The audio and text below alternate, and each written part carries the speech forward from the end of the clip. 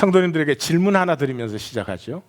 성도님들 삶에 제일 어려운 게, 일생의 삶에서 제일 어려운 게 뭐라고 생각되십니까? 삶에 제일 어려운 거.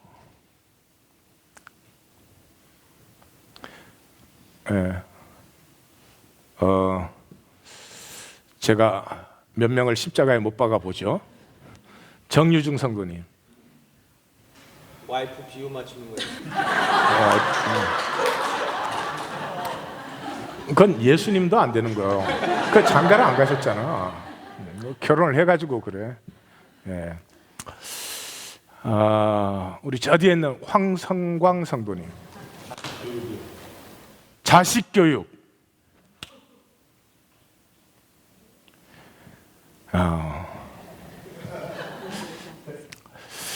우리 황성광 성도님이 핵심을 짚으셨습니다. 자녀 교육이 제일 힘든 거예요. 자녀 교육이라는 말은 생명을 피워주는 거예요. 일단 우리는 생명을 어떻게 피워줄 수 있는지를 몰라요.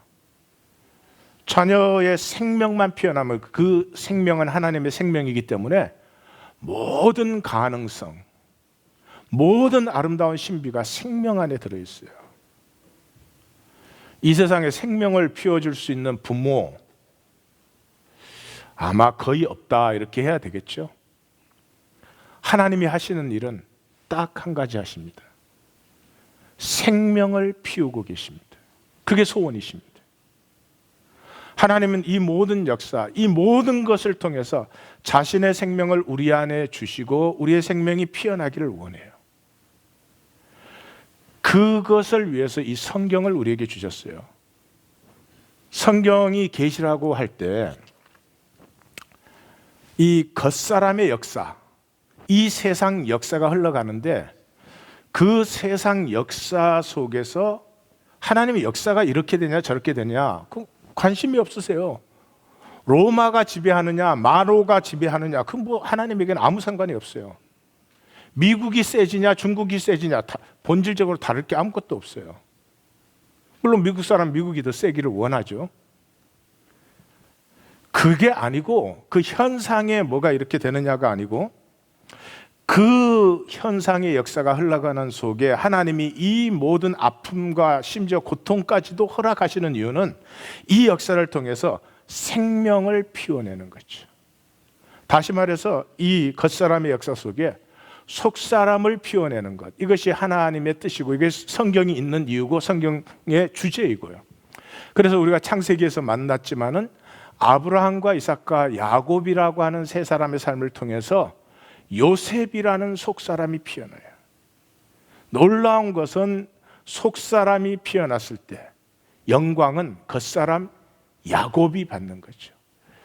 이 갈팡질팡하는 이학권이가 이 땅을 몸부림같이 그렇게 살아왔는데 그 삶을 통해서 내가 속사람을 피워냈다면 그 영광을 하나님이 받으시는 게 아니고요. 그 하나님의 영광을 이학권이가 유업으로 받는 것이다. 그래서 야곱의 장래가 창세기 마지막에서 바로의 장래의 영광을 넘어서는 이유가 여기에 있다. 오늘 우리가 출애굽기로 들어가는데 출애굽기도 이스라엘의 건국 역사나 히브리 역사를 우리에게 가르쳐 주는 게 아니고요. 모세라는 한 겉사람의 생애가 흘러가는 속에 어떻게 속사람이 피어나는가, 이것이 출애굽기의 주제예요. 성경을 이 비밀을 모르면 성경 가지고 자꾸 무슨 성경이 역사적으로 옳으냐 안 옳으냐, 과학적으로 맞느냐 안 맞느냐, 그거는 전에 포인트가 될 수 없는 거죠. 그래서 이 모세의 일생이 지난 다음에는 이런 얘기가 나와요. 모압 땅에서 죽어서 묻혔는데 묻힌 곳을 아는 자가 없더라. 그런 게 관심 아니라는 거죠. 120에 죽었는데 눈이 흐리고 기력이 쇠하지 아니하였다. 아니 120세를 살았으면 눈이 흐리고 기력이 쇠하죠. 만약에 그렇게 안 됐다면 하나님이 조기 은퇴시키면 안 되지. 속사람을 얘기하는 거죠. 이거 읽고 겉사람이 건강했구나 이런 식, 그 사람이 좀 역사의 위대한 일을 이루었던 사람들은 수많은 병을 몸에 지니고 함께 싸워왔던 사람들입니다. 예, 건강은 좋은 것이 되기도 하지만 건강만의 건강이 무슨 의미가 있겠어요? 모세와 같은 선지자가 일어나지 못하였나니 이는 여호와 하나님과 대면하여 알던 자다. 겉사람이 어떻게 하나님을 대면해서 알아요? 이건 속사람이죠. 모든 이적과 기사와 모든 큰 권능과 위엄을 행했, 이건 하나님이 하시는 거죠. 사람으로서 이 하나님의 영광에 참여할 수 있는 건 우리의 속사람이죠. 또 이런 말이 나오죠. 사람이 친구와 이야기한 같이 모세는 여호와 대면에서 말씀했다. 그러면서 이제 여호수아를 또 슬쩍 보여줘요. 이게 성경의 창이라고 하는 부분이에요. 그래서 이 다음 세대의 지도력은 더 깊은 교통에서 나오게 되겠구나. 여호수아는 예배를 알았던 사람이죠. 찬송과 말씀으로 여리고를 도는 예배를 알았던 이런 이제 모세를 넘어서는 이런 영적 그 지도력이라 그럴까요? 그런 것이 일어났죠. 자, 출애굽기의 구조를 보면 크게 출애굽까지 그 다음에 이제 광야에 들어가서 언약 받는 거 이렇게 두 부분이에요. 그런데 1, 2장이 모세를 소개하고 3장에서 7장까지 부르심이 나오고 7장 8절부터 15장까지가 이제 출애굽하는 게 나오는데, 그래서 오늘 모세 소개를 들어갑니다. 1장 출애굽기 1장이 시작되면서 1장 1절에서 7절까지는 이것이 창세기에서 아브라함과 이삭과 야곱과 하나님이 했던 약속을 이제 실행하는 것이다 라고 하는 것을 딱 먼저 찍어요. 그래서 5절에 보면 야곱의 허리에서 나온 사람이 모두 70이다. 창세기 마지막에서 애굽에 내려간 사람이 다 70이다 그랬잖아요. 그 딱 연결을 시키죠. 여기 야곱의 허리란 말이 야레크라고 한 단어, 야레크라고 하는 단어가 창세기 32장에서는 약복강가의 그 야곱의 허리 관절이 부러졌다 할 때 거기는 허리 관절이라고 또 했어요. 그 똑같은 단어예요. 근데 야레크가 이제 허리라는 단어인데 사실은 허리에 뭐가 있어요? 성기가 있죠. 그래서 우리 뭐 되게 문화 그러죠. 남자의 허리가 강하다 약하다 그럴 때 단순히 허리만을 얘기하지 않죠. 그래서 이 성기를 얘기하는 것입니다. 은유적으로 표현하는 것이죠. 그러니까 야곱은 이 육이 겉사람이 끼어진 사람이에요. 육의 중심이 뭐예요? 성이에요. 성. 프로이드가 잘 말했지만 육의 삶이라는 건 뭐를 해도 consciously, unconsciously always is heading toward sexual desire. 성적 욕망과 연결이 되어 있는 거죠. 예, 그것을 벗어나지 못하고 한 인간의 어떤 의미와 가치를 형성하겠다. 그건 안 되는 일이죠. 그래서 야곱은 겉사람이 깨어진 사람이죠. 그 겉사람이 깨어진 후손과 하나님은 이제 약속의 순례를 내가 시작한다. 그래서 7절에 그 서론 마감에서 딱 보여주잖아요. 이스라엘 자손은 생육하고 불어나 번성하고 매우 강하여 온 땅에 가득하여. 뭘 온 땅에? 애굽에서도 지금 마이너리티인데, 근데 이게 뭐를 하고 있어요? 12장에 내가 큰 백성을 이루게 하겠다. 15장에 너희가 400년 종살이 할 것이다. 하던 이 약속을 하나님이 진행하고 계신다. 이렇게 이제 딱 선언을 해놓는 거죠. 그러면 하나님이 약속을 이렇게 진행하고 계시면 우리에게 중요한 것은 무엇일까요? 신뢰. 그 맞는 말씀이네요. 약속을 진행하고 있으면 신뢰한다는 말은 뭐예요? 약속을 받는 사람이 생겨야지. 하나님은 분명히 신실하게 자기 약속을 지금 역사 속에 진행하고 있습니다. 교회에 나오는 사람은 다 약속을 받는 사람일까요?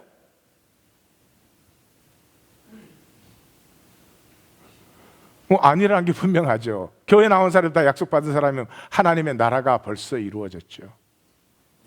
교회 다닌다 그런 말과 다른 말이겠죠. 그러면 하나님은 역사 속에서 신실하게 자기 약속을 지금 이행하고 계십니다. 그 하나님이 찾으시는 건 이 약속을 받는 사람을 찾고 기다리고 계시는 거죠. 이 모세는 그 약속을 받은 한 사람을 우리에게 보여주심으로 우리도 약속을 받는 사람이 되어라, 그런 거죠. 시작이 이렇게 됩니다. 본문의 본격적인 얘기의 시작이 요셉을 알지 못하는 새 왕이 일어나. 새 왕이라고 하는 것은 애굽의 고대 역사는 고왕국 시대, 중왕국 시대, 신왕국 시대 이렇게 3기로 나누어집니다. 이 새 왕은 신왕국을 일으킨 제18왕조의 첫 왕 아흐모세를 얘기하는 것이죠. 아흐모세를 얘기하는데 대강 우리가 뭐 이집트 그럴 때 우리가 주로 아는 것 이 시대예요. 그래서 이 바로도 투트모세, 아테셉투스, 뭐 투탕카몽 이런 것 들어보셨죠? 이게 다 신왕조의 바로들이에요. 그래서 이 18왕조 신왕국이 일어서는데 15왕조 때부터 중왕국 시대 15왕조 때 힉소스족이라고 하는 셈족이 북쪽으로부터 애굽을 침입해 가지고 애굽을 정복하고 왕조를 이루었습니다. 그래서 15, 16왕조가 힉소스 왕족이에요. 애굽 사람들은 함족이죠. 흑인 계통이죠. 그런데 이 아시아 계통의 셈족이 애굽을 점령해서 두 왕조 애굽을 다스렸습니다. 요셉이 총리가 될 수 있었던 이유는 이 셈족이 다스림으로 셈족 인재가 필요할 때 셈족인 이 요셉이 거기에 간 거죠. 자, 셈족이어서 이게 총리로 발탁이 될 수 있었죠. 그러다가 17왕조가 함족의 왕조가 이 점령자를 무너뜨리고 카인드 오브 독립을 쟁취를 시작했습니다. 그걸 완성한 사람이 이 아흐모세라고 하는 18왕조예요. 그래서 그때부터 함족의 왕조가 다시 이게 회복이 됐습니다. 자, 그러니까 만약에 전쟁이 일어나면 지금 셈족 히브리 노예가 저게 막 60만이나 있는데 저 사람들은 셈족 편을 들까요? 함족 편을 들까요? 셈족 편을 들죠. 그러니까 걱정이 돼서 이 사람들의 수를 제한해야 되겠다. 그래서 학대를 시켰어요. 무지무지하게 고된 노동을 시켰습니다. 그 고된 노동을 시키면 힘들고 그러니까 이렇게 자식을 제대로 못 낳을 것이라고 이 바로가 생각했는데 바로의 특징 중에 하나가 머리가 상당히 나쁘다 하는 거예요. 출애굽기 전체를 볼 때 여러분 제3세계 가난한 나라가 애를 잘 낳습니까? 유럽과 미국이 애를 잘 낳습니까? 제3세계. 자, 빈민가가 애들이 많을까요? 고급 주택 지역에 애들이 많을까요? 그러니까 우리가 애를 잘 낳는 이유는 뭘까요? 뭘 몰라. 막 셋 이상 낳은 건 다 그런 거예요. 예, 그래서 안 되니까 이제 시프라와 부하라는 히브리 산파를 통해서 애 낳을 때 죽여라. 그런데 히브리 산파인데 어떻게 죽이겠어요? 그 하나님을 경외해서 죽이지를 못했어요. 그러니까 남자아이가 태어났을 경우에는 전부 나일에 던져라. 그래서 나일에. 굉장히 중요한 장면입니다. 제국은 노예 위에 세워집니다.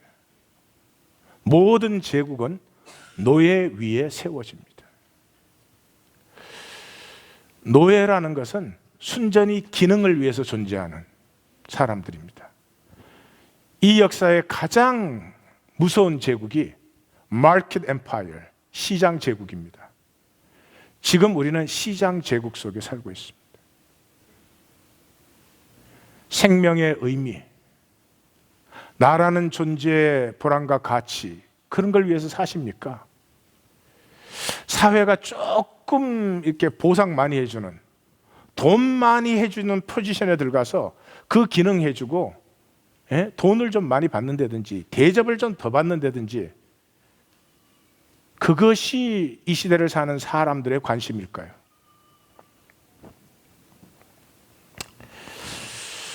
이 남자아이를 나일에 던져라.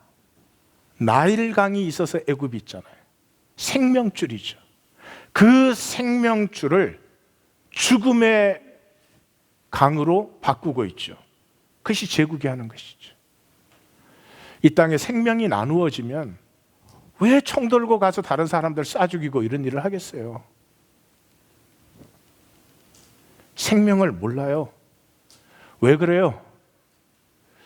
우리가 먹고 사는 이 줄기 속에는 생명이 흐르고 있지 않고요, 피가 흐르고 있어요. 죽음이 흐르고 있어요. 이 자본주의는 참 신기한 것이에요. 그렇게 이 피라미드의 제일 밑바닥에 깔려서 억눌리고 있어도요, 이 체제를 바꿔야 되겠다 그렇게 생각 안 해요. 왜 그런 줄 아세요? 자본주의는 한 가지 사람들에게 자본주의를 영원히 유지할 수 있는, 물론 하나님의 나라가 임할 때까지 스펠을 하나 걸어놨어요. 그 스펠이 뭔지 아세요? 나도 언젠가는 부자가 된다는 거예요. 안 돼요. 체제가 바뀌지 않는 한 안 돼요. 자본주의에서 돈을 버는 건 자본이에요. 내가 열심히 해서 되는 문제가 아니에요. 근데 자본주의에 가난한 사람들은 자기를 가난하다고 생각 안 해요. 또 다른 사람이 자기를 가난하다고 보면 깜짝 놀래요. 굉장히 수치스럽고 그렇게 생각을 해요. 가난하다고 생각하지 않고 이렇게 생각을 해요. 언젠가는 부자가 될 거라고. 조금 더 일하면, 조금 더 모으면, whatever it may mean. 여러분, 이 세상 속에 생명의 물이 흘러서 함께 일하고 함께 서로 만나고 함께하는 사이에 생명이 나누어져야 되는데, 이 애굽의 젖줄인 나일을 죽음의 물이, 피가 흐르게 하고 있죠. 자, 이런 장면으로 출애굽의 얘기는 시작이 되는 것입니다. 그러한 그 세상 속에 하나님은 그러면 이제 어떻게 이 세상을 새롭게 하는 역사를 일으키는가? 하나님은 항상 똑같아요. 이는 한 아기가 우리에게 낳고. 하나님은 체제를 바꾸지 않습니다. 이거 악하구만, 이거 확 뒤집어 엎어야지. 절대로 그러지 않습니다. 그건 사람이 하는 일이죠. 하나님은 아기를 보냅니다. 하나님의 자신의 생명을 준 아기 하나가 태어날 때마다 하나님은 자신의 모든 꿈과 기대를 그 아이에게 걸지요. 자기의 생명이 피어나면 그 생명은 우주를 품고도 남는 그런 생명입니다. 그래서 이 성경의 역사는 이스라엘의 가장 어두운 시기에 사무엘이 태어나죠. 사무엘이 태어나면서 다윗 왕국이 일어납니다. 역사의 가장 어두운 시기에 나사렛 예수가 태어납니다. 이렇게 하나님의 왕국을 거기서 피워내죠. 하나님은 생명의 기대를 거시죠. 자, 이 아이를 태어나서 석 달 동안 숨겼는데 더 이상 숨길 수가 없어서 갈대 상자에 이렇게 담았습니다. 이 갈대 상자라는 말이 테바라고 하는 말인데, 노아의 방주가 테바, 똑같은 말입니다. 그래서 영화에 보면 애가 이렇게 나일강에 떠내려가더라고요. 그건 영화요. 성경은 갈대 사이에 두었어요. 어떤 갈대 사이에? 이 나일강에 떠내려가면 악어한테 잡혀 먹죠. 그 갈대 사이는 공주가 목욕하러 오는 갈대 사이니까 안전한 자리죠. 거기에다 아이를 딱 갖다 놨어요. 그리고 미리암이 망을 봤으니까 모세의 엄마 아빠는 이미 사전 조사를 끝냈어. 어디에 갖다 놔야 되는지 딱 알아요. 그래서 그 시녀들이 이렇게 갈대 사이를 거닐다가 애를 발견했다 그랬는데, 거기 산책한 게 아니고 공주가 목욕하기 전에 테러리스트가 왔나? 이렇게 검사하는 거죠. 검사하는데 애가 딱 있어. 우는 갓난 아기의 마음을 본 여자의 마음은 끝나는 거예요. 히브리 사람인 줄 다 알고도 유모를 찾아라 그래요. 그러니까 미리암이 숨어 있다가 제가 유모를 찾아드릴게요. 그리고 자기 엄마를 데리고 와서 이제는 숨기지 않고 싹쓸 받으면서 아이를 편안하게 기를 수 있었다. 이게 하나님의 약속을 받는 사람 속에 일어나는 여호와 이레예요. 힘으로 능으로 사시느라고 허리 관절 꺾이지 마시고 좀 여호와 이레로 사시기를 주의 이름으로 축원합니다. 그래서 이제 모세라는 이름은 건전함을 받았다 하는 마사에서 나왔다 그래요. 모세가 이제 컸어요. 커서 어게인 말했죠. 속 사람은 성장 과정이 없어요. 그 자체가 생명이기 때문에. 그래서 뭐 태어나 가지고 벌써 다 커버렸어. 그래서 자기 형제들에게 나아가. 그러니까 크면서 엄마에게 자기가 히브리 사람이고 하나님의 언약 이거 다 배운 거죠. 나갔더니 애굽인이 하나 자기 히브리 사람을 못 살게 군단 말이죠. 살짝 사람 안 볼 때 쳐 죽였어요. 다음날 나갔는데 히브리 사람끼리 싸워. 그래서 왜 우리끼리 싸우냐 그랬더니 그 잘못한 녀석이 하는 말이, 누가 네 보고 우리 재판관 대달랬어? 너 어제처럼 나도 죽일 거냐? 이렇게 하니까 그냥 그 죽인 게 탈로가 나가지고 바로가 잡으려고 하니까 미디언으로 도피를 해가지고 이렇게 가서 결혼을 했어요. 자, 그래가지고 2장의 총 결론이 이렇게 돼요. 하나님이 그들의 고통 소리를 들으시고 하나님이 아브라함과 이삭과 야곱에 대해 세운 언약을 기억하셨다. 이 모든 일이 왜 일어나고 있다? 지금 이 모든 일이 왜 일어나고 있다?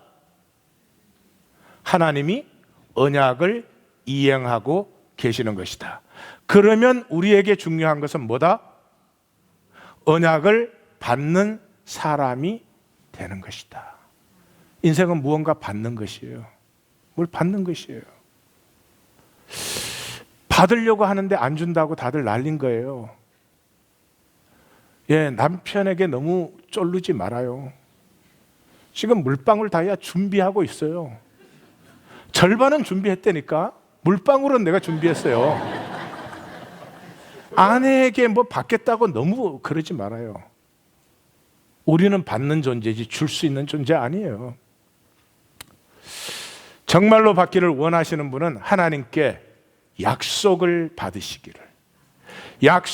받으시기를 주님의 이름으로 축원합니다. 자, 그래서 이제 부르심이 시작되죠.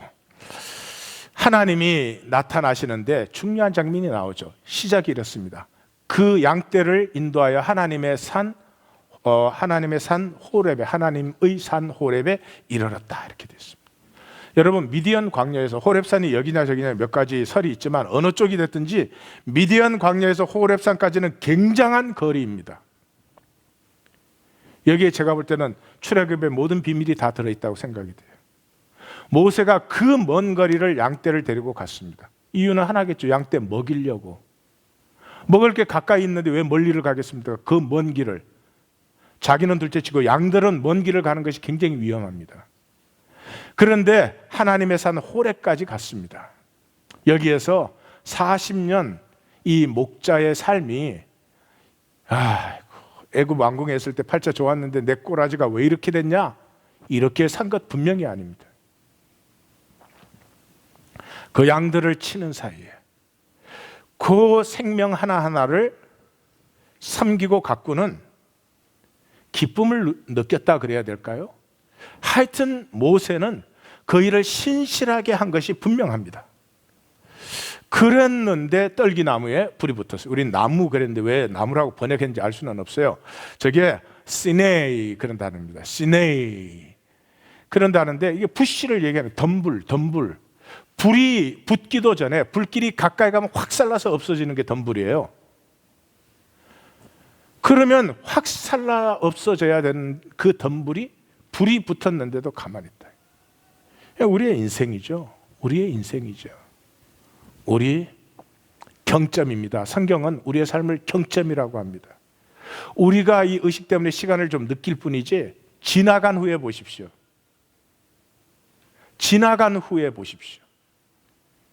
욕심의 불길, 정욕의 불길, 불안의 불길에 순식간에 설러진 거죠. 하나님의 임재가 있으면서부터 이 살라져야 될 이 시내의 덤불이 사라지지 않고 있는 거죠. 그래서 모세가 다가가니까 신을 벗으라. 신을 벗으라는 건 하나님이 지금 나타나고 있다는 거죠. 그 하나님이 이렇게 말합니다. 내 백성의 고통을 분명히 보고 듣고 알고. 강세 사역 동사가 연달아 나올 때는 우리가 주의를 기울여야 된다. 아람어나 히브리어에는 부사가 없죠. 보고 듣고 알고. 얼마나 하나님의 안타까운 마음이에요. 그래서 내가 너를 바로에게 보내어 내 백성을 애굽에서 인도하여 낼 것이다. 자, 여기에서 이제 모세가 본격적으로 나타나죠. 하나님이 부르시면 내가 여기 있나이다. 아멘. 그러면 되는데 약속을 받는다는 건 그렇게 간단한 문제가 아니죠. 불안하죠. 모세가 내가 누구이기에 바로에게 가서 얘기를 하겠습니까? 그러니까 하나님이 내가 너와 함께 한다. 네 혼자 가라는 거 아니잖니. 내가 너와 함께 간다. 그러니까 또 모세가 그래요. 그럼 사람들이 가서 너를 보낸 신이 이름이 뭐냐 그렇게 물을 텐데 뭐라고 이걸 봐요. 자기가 하나님 이름 묻고 싶으면 당신이 누구신데 나를 보내십니까? 이렇게 물으면 되는데 그 용기가 없으니까 이렇게 간접적으로. 이 겉사람의 특징은 지난 시간에 봤죠. 항상 복잡하다. 그 형제들이 당신의 아버지의 아들들의 하나님의 종들인 우리를 용서하소서 뭐 이러는 거나 마찬가지. 복잡해.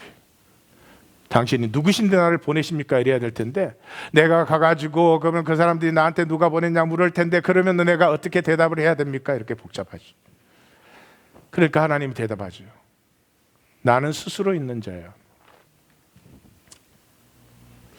성도님들은 하나님을 만나셨습니까? 아니면 하나님이라는 단어를 믿고 계십니까? 이름의 하나님은 우리가 컨트롤을 할 수 있는 하나님이죠. 이름을 부여하는 순간부터 우리가 만든 세계 속에 끌어들여서 우리가 지명한 것이 되면 끝나죠. 철학자 이런 말을 했어요. 아이에게 새라는 단어를 가르치면 그때부터 아이는 새를 보지 않는다. 새라는 단어를 모르면 새가 울면 새를 봐요.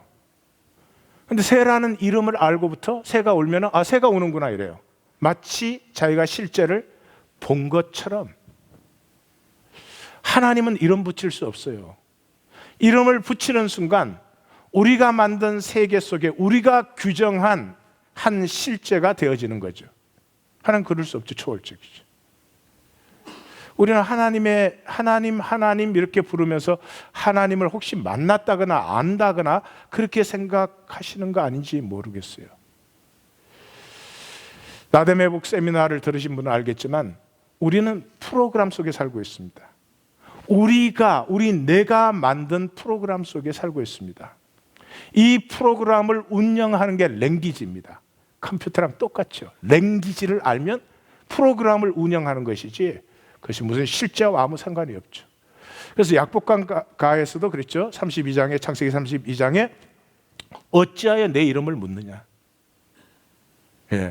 우리는 하나님의 이름으로 딜하고 싶어요. Then I could control.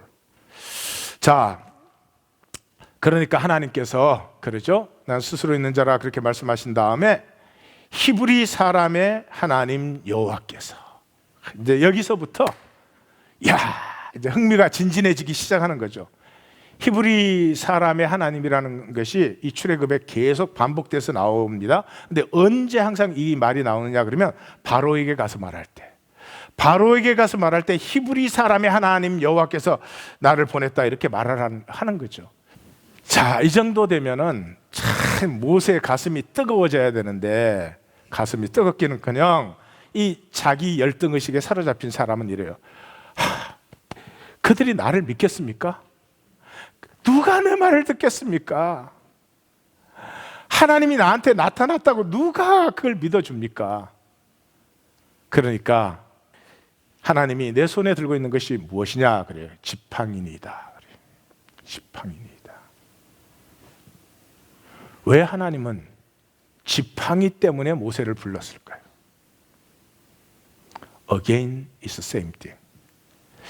목자에게 필요한 것은 지팡이 하나입니다. 그걸로 양떼를 거느리고 양떼를 보호하고 그걸로 길을 인도하고 그게 다죠. 그냥 들고 댕긴 것이 아니죠. 이 지팡이는 40년 양 한 마리 한 마리 하나님이 찾는 것은 그것입니다. 우리의 삶이 찾는 것은 일생을 통해서 자기의 중심의 진실을 나눈 한 가지를 찾습니다. 야채 가게를 해도 괜찮습니다. 좋습니다. 그 과일 하나하나, 채소 하나하나의 어떤 신비를 느끼고 소중함을 느끼고 그렇게 살아온 그런 삶을 하나님이 쓰시는 거지 스펙 화려한 것을 찾지 않습니다. 한 가지 마음을 다하고 성품을 다하고 힘을 다한 것을 찾지. 자본주의에서는 그것을 빼앗겨 버렸습니다. 우리의 마음을 다하고 힘을 다하고 뜻을 다하는 것은 오로지 한 가지, 돈밖에 없습니다. 그럼 돈에다 그렇게 정성을 들이는 거 왜 안 될까요? 여러분, 돈 자체가 사랑스러워서 그러십니까? 욕심이죠. 그건 욕심. 욕심과 불안이죠. 아니에요. 옛날 농부들은요, 물론 그 농사 지어서 먹고 살았죠. 그렇지만 농사를 짓는 동안은 이걸 자식처럼 돌봅니다. 비가 오면 와서 걱정, 비가 안 오면 안 와서 걱정. 그렇게 길러냅니다. 지금 자본주의는 돈 때문에 일합니다. 가장 중요한 것은 생명은 어떻게 피어날까요? 생명은 어떻게 자라날까요? 나 전체를 주어도 좋은 어떤 한 가지가 생길 때, 그것은 위대한 것에만 그렇지 않습니다. 사실 위대한 것은 그게 쉽지 않습니다. 그렇게 되지 않습니다.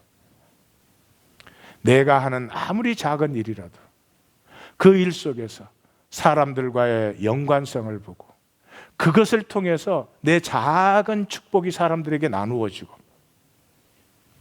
하나님이 모세의 지팡이를 그냥 택했습니까?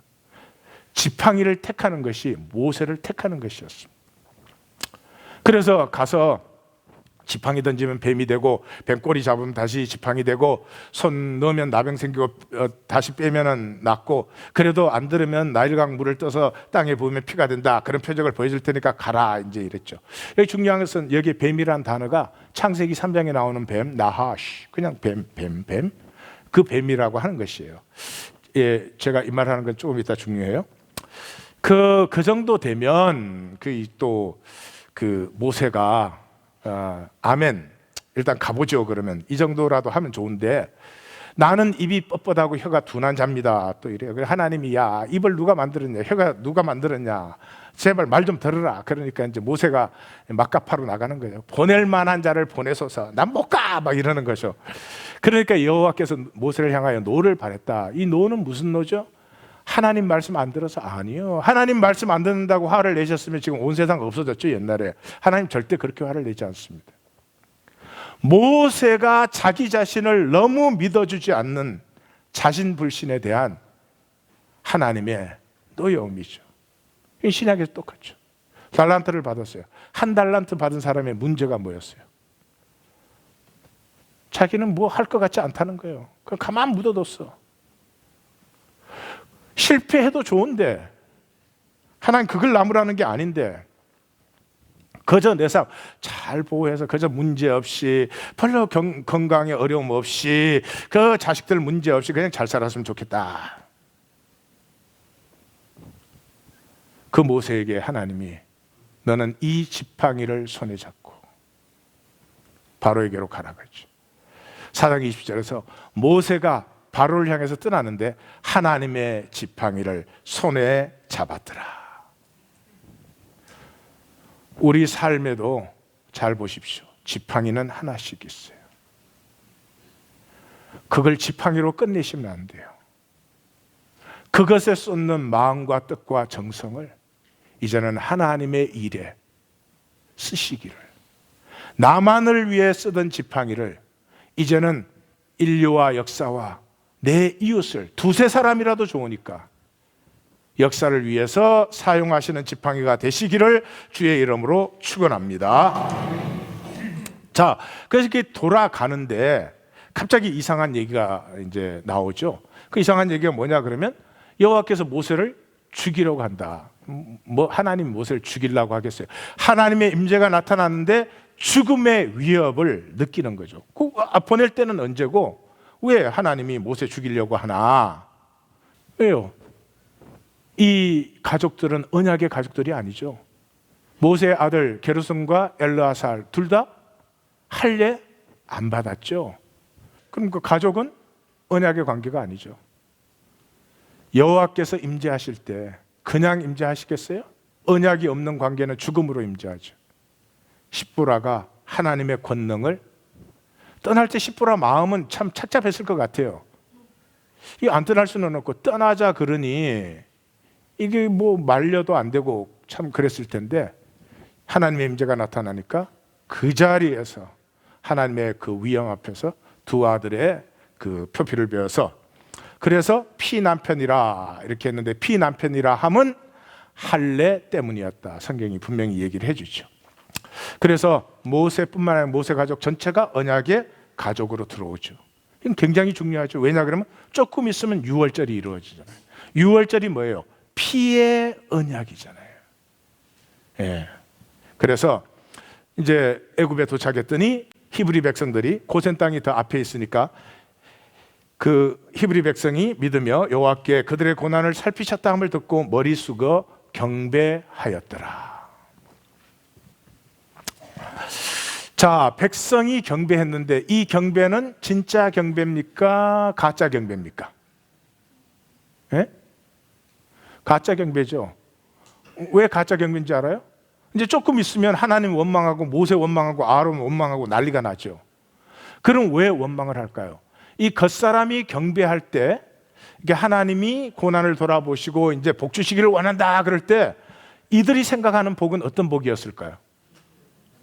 예, 쉽게 얘기하면 상황이에요. 상황이 편해지는 거예요.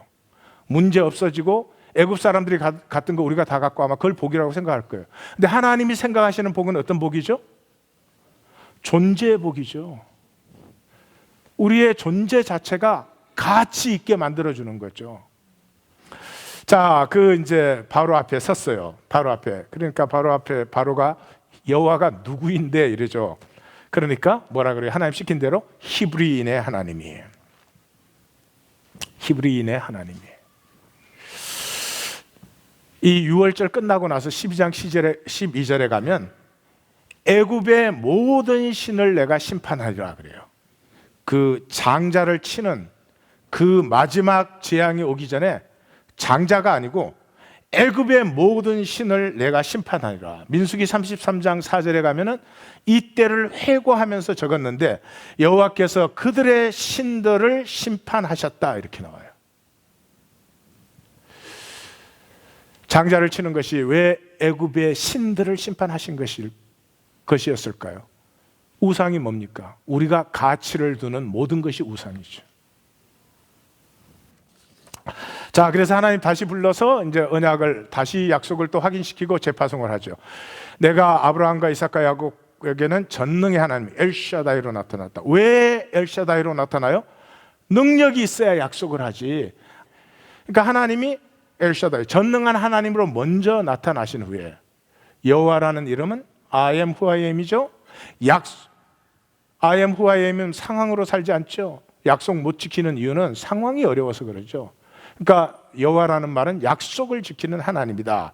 그 약속을 지키려고 나타났다. 그러니까 가서 바로에게 다시 말해. 그러죠. 그래서 그 뒤에 보면 그들과 언약하였더니 그 언약을 기억하였다. 그 언약의 내용이 뭐냐? 너희를 속량하는 거다. 그래서 그 언약의 결론은 뭐냐? 그것으로 너희는 내 백성이 되고 난 너희의 하나님이 되는 것이다. 그러니까 가서 바로에게 말해. 그러면 이제 모세가 이 정도에서는 한 번 더 가보겠습니다. 이래야 되는데 이스라엘 자손도 내 말을 안 듣는데 바로가 내 말 듣습니까? 이 정말 나는 이 심정을 참 이해해요. 내가 일을 열심히 이렇게 해도 궁정한 성도도 안 듣는데 성도들이 듣습니까?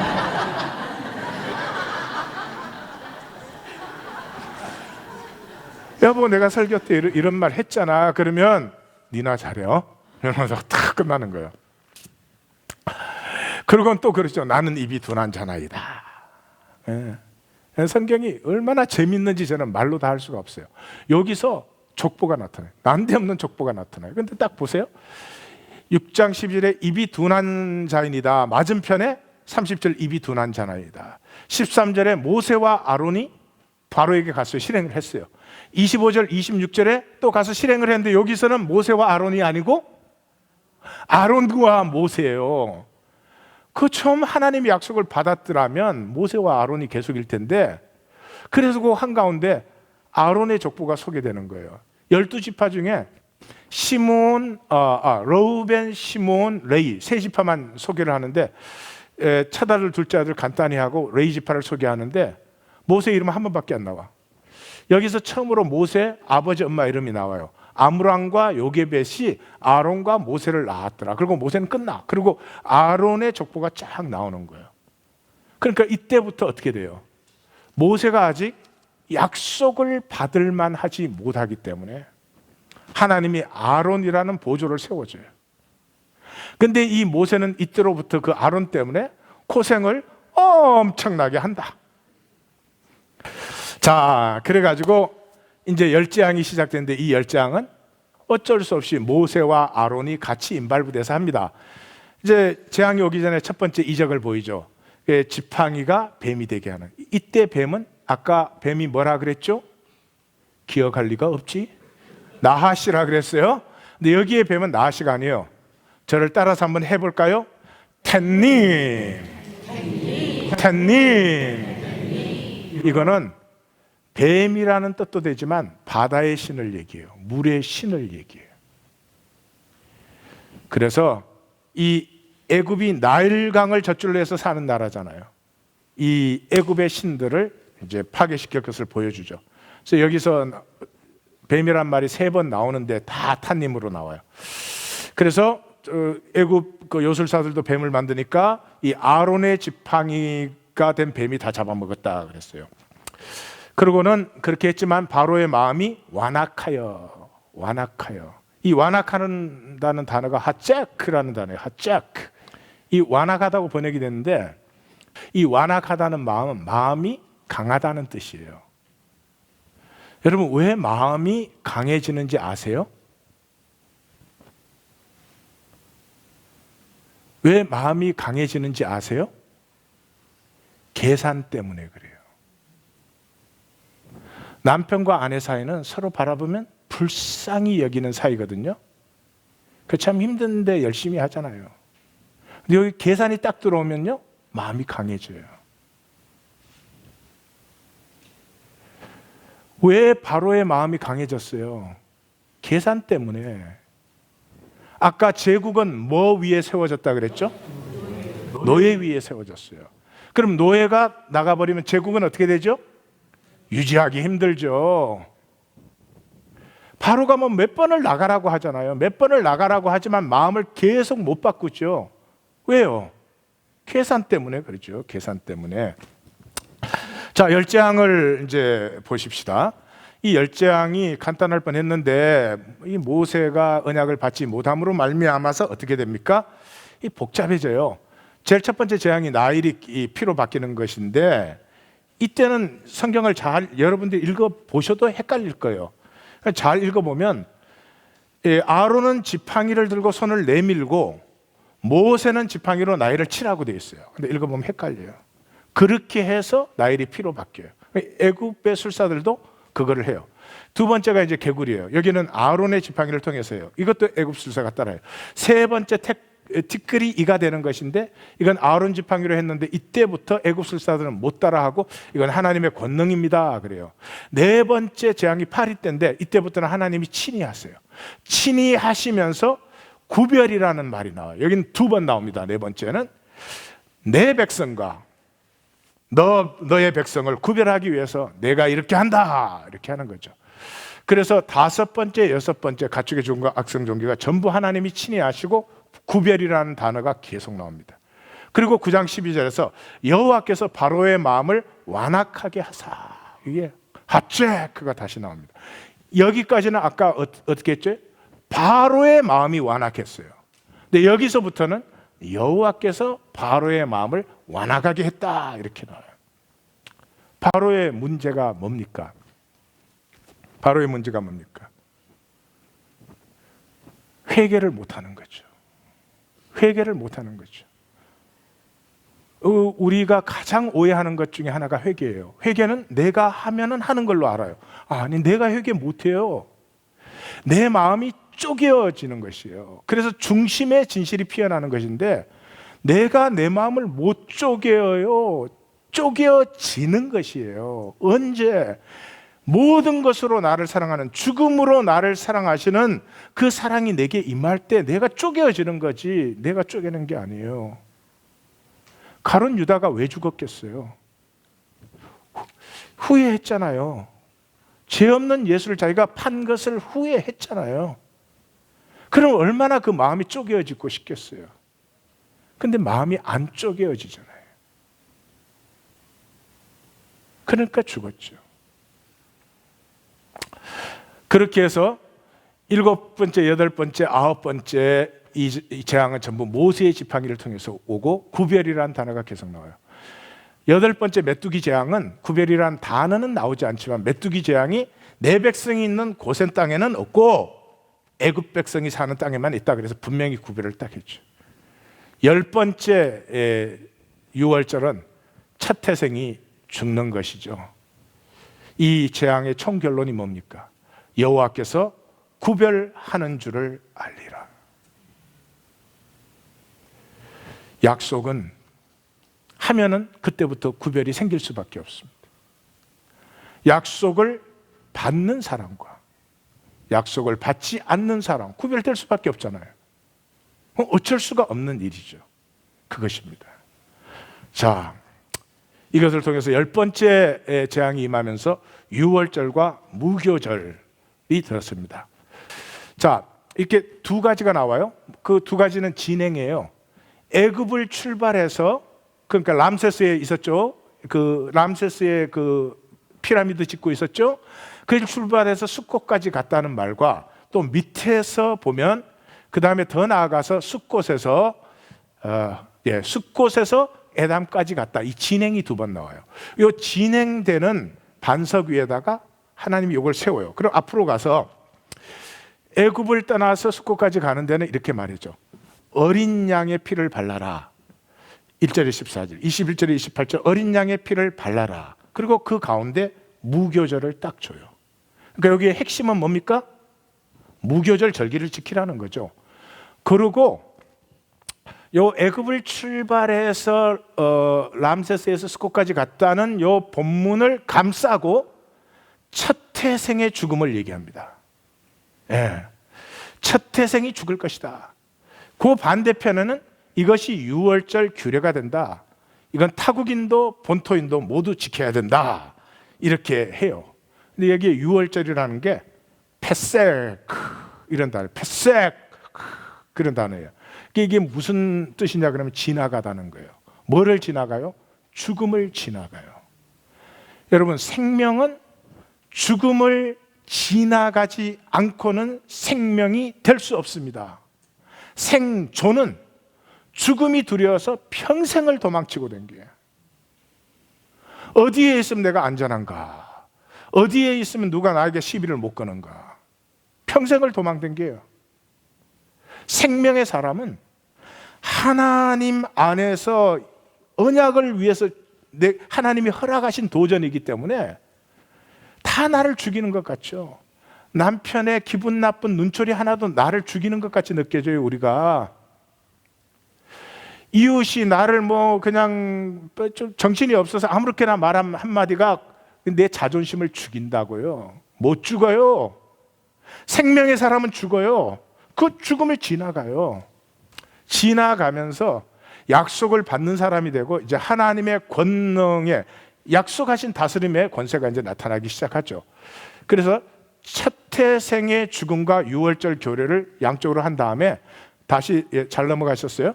다시 이제 숫곳에서 에단까지 진행하는 그 본문 위에다가 첫 태생은 내 것이니라, 첫 태생은 여호와의 것이니라, 그리고 중간에 무교절을 넣었어요. 그러니까 유월절 지난 다음에 일주일 동안 누룩 없는 떡에 썬나물을 먹는 것을 무교절이라고 해요. 여기서 이제 중요한 것은 그것이에요. 구름기둥 먼저 설명하고 제가 글로 갈게요. 그리고 총 후렴으로 하나님의 구름기둥과 불기둥이 떠나지 아니하였다. 이렇게 말해요. 자, 그럼 봐요. 인류 역사의 신은 언제나 고급스럽고 화려하고 웅장한 곳에 거합니다. 왜? 허상이니까. 허상은 겉모습이 그럴듯해야 돼요. 맨하탄의 저 건물들, 맨하탄의 건물들이 이제 낡아서 저거 정말 빌딩들도 요즘 빌딩들은요 눈을 의심해요. 인간이 과연 저렇게 지을 수 있을까? 그런 빌딩들이 세계에 수백 개가 솟아 있습니다. 우리는 무엇을 숭배할까요? 그런 걸 숭배하죠. 예? 맨하탄 지나가면서 이런 생각 한 번쯤은 해보셨죠? 누구는 이 빌딩을 몇 개씩 갖고 있는데 나는 저 빌딩에 방 하나도 못 가졌냐? 그게 뭐예요? 저절로 그 가치가 숭배되는 거죠. 인류 역사의 모든 신은 화려하고 웅장한 신전에 거하는데 히브리 노예의 신은 참혹한 현장, 광야길을 걸어야 되는 백성과 함께 하시는 신,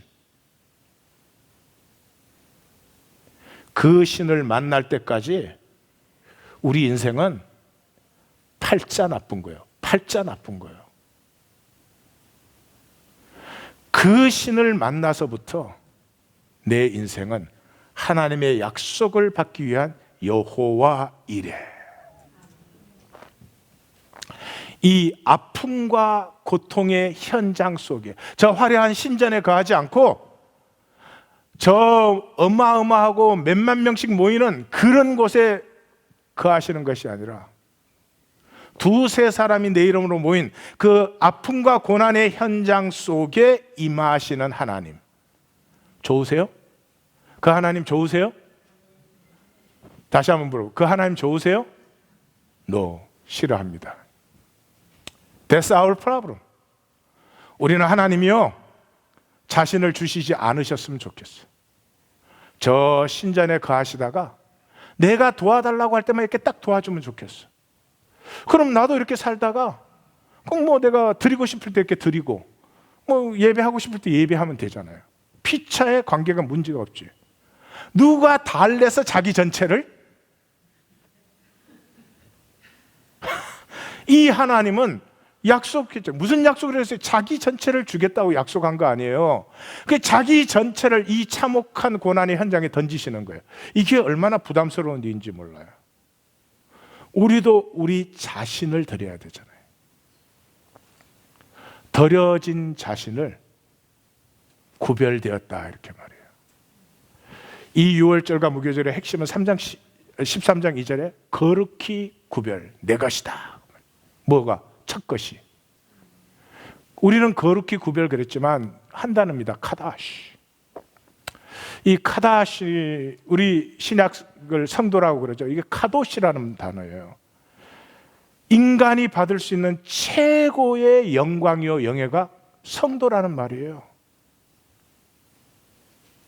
첫 태생 하나님 자기 전체를 주시고요, 우리에게 요구하신 것이 첫 태생이에요. 첫 것은 내 것이라는 거죠. 첫 것은 왜 하나님의 것이에요? 이 첫 것이라는 것은 전체를 대표하는 첫 것을 얘기하죠. 예. 주일날 왜 모였어요? 한 주간의 첫 시간을 대표해서 여기 모였죠. 10의 1조를 하나님께 왜 드려요? 내 삶 전체가 하나님의 것이라는 것이죠. 그것이 없는 예배, 그것이 없는 10의 1조는 그건 종교생활이고 드릴 필요도 없는 것이죠. 그건 예배가 됐든지 뭐가 됐든지. 사랑하는 성도님들, 제가 말씀을 전할 때마다 저는 마음에 참 죄송함이 말로 다 할 수 없습니다. 우리 성도님들을 보면 다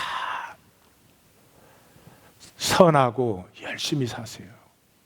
악한 사람, 이 사회에 해가 되는 분이 없으세요. 얼마나 치열하게 또 살아야 되는지 몰라요. 누가 감히 우리를 향해서 너 잘못 살고 있다 말할 수 없어요. 어느 누구도 말할 수 없어요. 단 한 분이 계세요. 십자가에 죽으신 분. 그분만이 우리를 향해서 너의 삶은 본질적으로 잘못되었다. 행위를 좀 바꾸라는 게 아니고요. 교회를 조금 더 열심히 다니라는 게 아니고요. 본질적으로 새로워지지 않으면 안 돼라고 말할 수 있는 분 딱 한 분.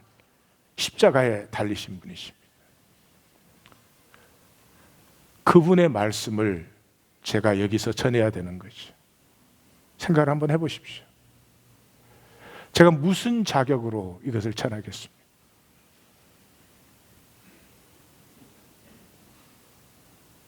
거짓말할 수 없어서. 그분의 말을 전하면은 잘하고 못하고의 문제가 아니잖아요. 거짓말하면 안 되잖아요. 거짓말이 할 수가 없어서. 어쩌면 성도님들에게는 굉장히 어려운, 성도님들에게는 참 아프고 부담이 되는 말씀을 전하는지 모르겠어요. 그래도 바라보셔야 됩니다. 진리를 바라보셔야 됩니다. 내가 만들어 온 삶의 자리, 내가 적당히 만들어 온 신앙의 자리를, 그 본토 친척 아비의 집을 떠나지 아니하면 중심의 진실함으로 자신 전체를 나에게 주신 하나님을 나 자신 전체로 받아서 그 생명의 하나됨은 올 수가 없습니다. 기도하십시다.